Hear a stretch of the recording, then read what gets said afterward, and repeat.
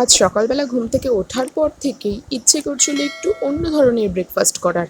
অন্য ধরনের বলতে প্রতিদিন আমরা রুটি তরকারি ব্রেকফাস্ট করি, তবে আজকে ইচ্ছে হচ্ছিল যে এমন কিছু একটা বানাই যেটা মানবিও খেতে পারবে আর আমরাও খেতে পারবো।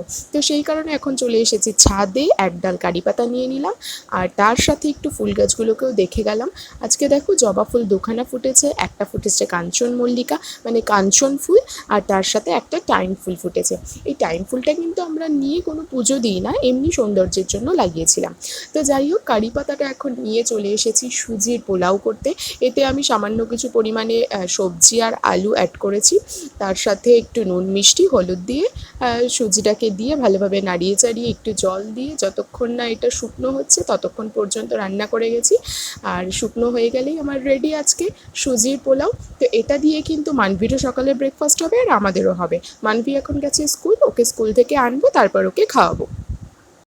Hey everyone, you are watching Moni's Lifestyle Vlogs. Welcome back to my channel.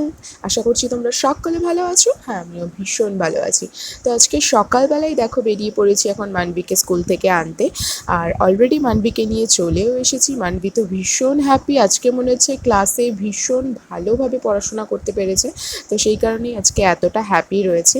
তো ওকে বাড়িতে নিয়ে এসে এখন মোটামুটি ড্রেস চেঞ্জ করিয়ে ফ্রেশ করিয়ে দেবো, তারপর ওকে খাইয়ে দেবো। খাওয়া দাওয়া কমপ্লিটের পর ওকে স্নান করিয়ে দেবো, কারণ আন্টিও চলে আসবে। ও স্নান ধান করে একেবারে রেডি হয়ে আন্টির কাছে পড়তে বসবে। Good morning everyone. তো আজকে এখন বাজে সকাল 12টা বাজতে 5 মিনিট বাকি, এখন থেকে আমি ব্লগটা শুরু করছি।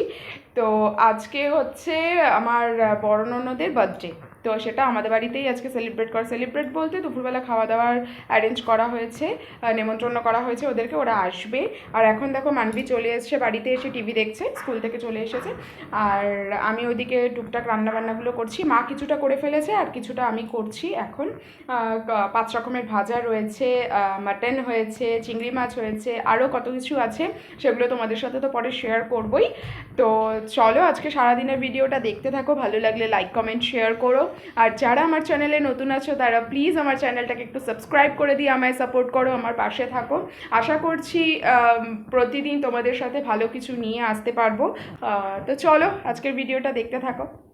দেখো এখানে কিন্তু আমাদের নিরামিষ তরকারি রেডি, পাঁচমিশালি তরকারি, তার সাথে আমুদি মাছ বেগুন দিয়ে আর আলু দিয়ে মাখা মাখা করে করা হয়ে গেছে। আর এদিকে এখন মাটনটাকে ভালো করে নুন হলুদ মাখানো রয়েছে, এটা রান্না হবে। তার সাথে কিছুটা চর্বিও আছে, এটা তো আমার ফেভারিট, এটা ছাড়া আমার মাটন খাওয়াই হয় না। তো যাই হোক, এরপর 5 রকমের ভাজা হবে। এদিকে কিন্তু আমি পটল ভাজা অলরেডি বসিয়ে দিয়েছি, আর 5 রকমের ভাজা, তার সাথে শাক ভাজা আর আমের চাটনি, ব্যাস এই হবে আজকের মেনুতে। তো যেহেতু মাটন হবে তার জন্য আলু আর পেঁপে ওখানে কেটে রাখা রয়েছে, আর এদিকে চালটাও ভিজিয়ে রাখা রয়েছে।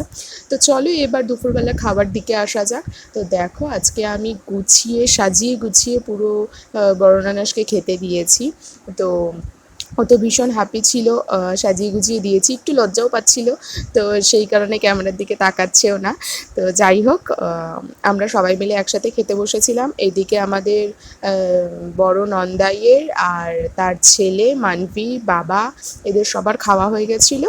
আর এইদিকে আমি, আমার শাশুড়ি মা, আমার বর আর ননদ একসাথে বসেছিলাম খেতে।